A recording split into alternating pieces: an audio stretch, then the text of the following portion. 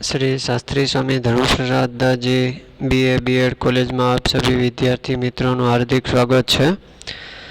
विद्यार्थी मित्रों, कल हमने SYBS सेमेस्टर 4 गुण 2 हिंदी दिव्या में प्रेस्त का वर्णन चरित्र चित्रण भाग 2 के बारे में अभ्यास किया था।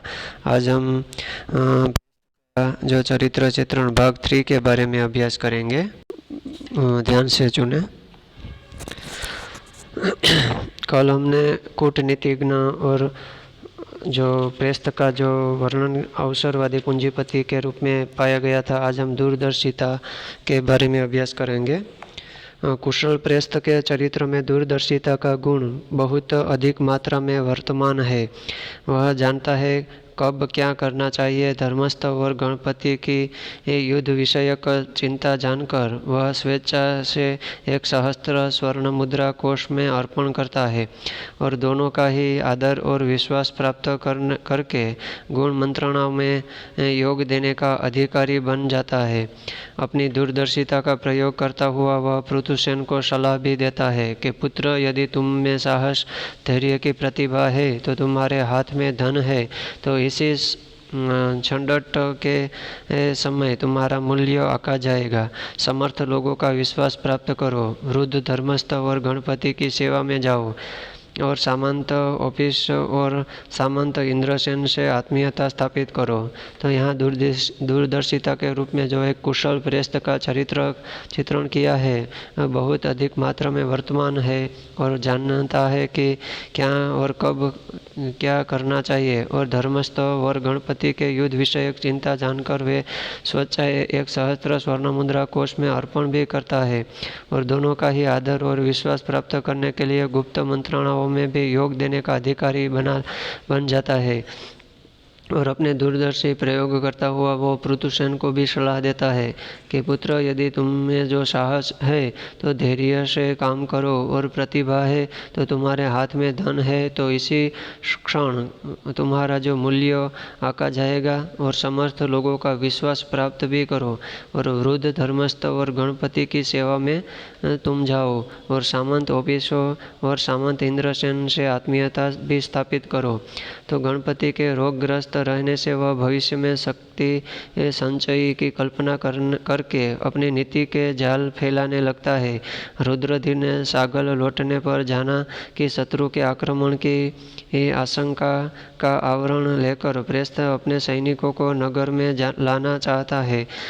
आशंकित जन समाज का रक्षक बनकर इनकी सहानुभूति अपने प्रति आकर्षित करने के लिए वह अनेक प्रकार के कार्य करता है। तो यहाँ गणपति जो रोगग्रस्त है, तब इसके सामने भविष्य में संकित जो कल्पना के रूप में जो एक जाल फैलाने लगता है। तो रुद्रधीर ने सागल लौटने पर जाना कि शत्रु के आक्रमण के आशंका जो देखने को मिलती है, तब प्रेस्त अपने सैनिकों को नगर में लाना भी चाहता है और आशंकित जन समाज का एक रक्षक बनना चाहता है और सहानुभूति के प्रति आकर्षित और अपने प्रकार के कार्य भी करता है। मद्र पर केंद्रश के आक्रमण के समय भी प्रेस्त अपनी सूक्ष्म बुद्धि और दूरदर्शिता का परिचय देता है। गणपति और धर्मस्थ से अनेक बार मंत्रणाएं करके वह ऐसी नीति घोषित करता है जिससे प्रजा में पृथुसेन का प्रभाव बढ़ता है। इसके बाद नारी के प्रति भोगवादी दृष्टिकोण के रूप में प्रेस्त का चरित्र चित्रण। प्रेस्त एक नारी को भोग्य समझता है।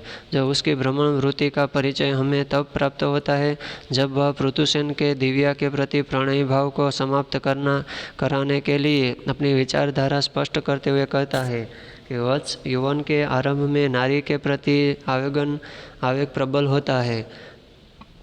कामना की तृप्ति के लिए तुम अपने सामर्थ्य के अनुकूल अनेक कमनीय स्त्रियों से अनुराग कर सकते हो। विवाह को जीवन में सामर्थ्य और सफलता का साधन बनाओ। सामर्थ्य से ही मनुष्य भोग और कामना करने का अधिकारी होता है।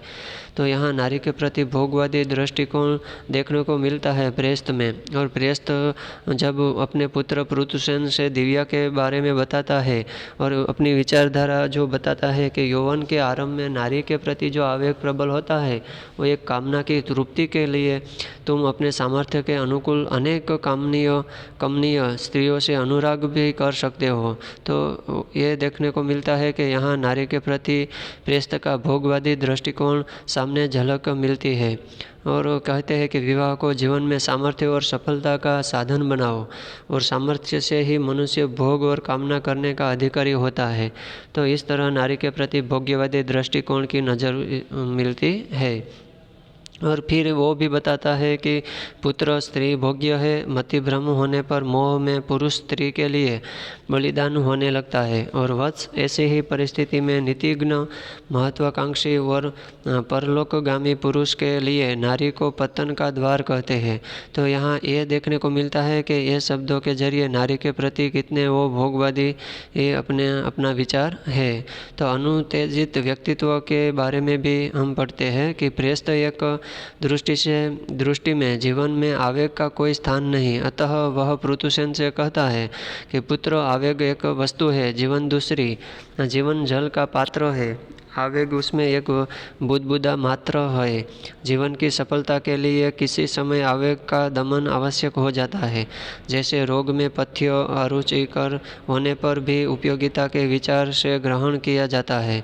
तो यहाँ अनुत्तेजित व्यक्तित्व का श्राप भी सामने आता है। पृथुसेन से भी कहता है कि भाई आवेग एक वस्तु है और जीवन दूसरी, जीवन जल का पात्र है और आवेग उसमें एक बुदबुदा मात्रा है, जल में जो देखने को मिलता है वो। जीवन की सफलता के लिए किसी समय आवेग का दमन आवश्यक हो जाता है। जैसे रोग में पथ्य और रुचिकर होने पर भी उपयोगिता के विचार से ग्रहण किया जाता है। तो स्पष्ट है कि प्रेस्त अपने अनुतेजित व्यक्तित्व के कारण ही अनेक विपत्तियों को पार करता हुआ महाश्रेष्ठी के पद पर पहुंच सका। और निष्कर्ष सामने यह आता है कि ये कहा जा सकता है कि प्रेस्त एक महत्वाकांक्षी सफल पूंजीपति होने के साथ साथ कूटनीतिज्ञ, अवसरवादी और दूरदर्शी राजनीतिज्ञ भी है और शक्ति की उपासना एकमात्र लक्ष्य एवं आदर्श है।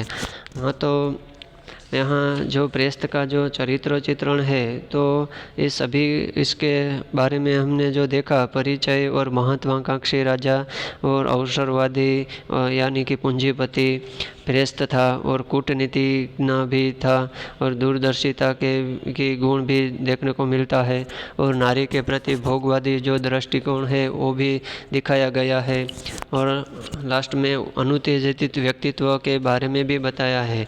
तो हाँ छात्रों और छात्राएं, हम जो प्रेस्त का चरित्र चित्रण भाग 1, भाग 2 और भाग 3 के बारे में अभ्यास किया, यहाँ प्रेस्त का चरित्र चित्रण पूर्ण होता है। अस्तु।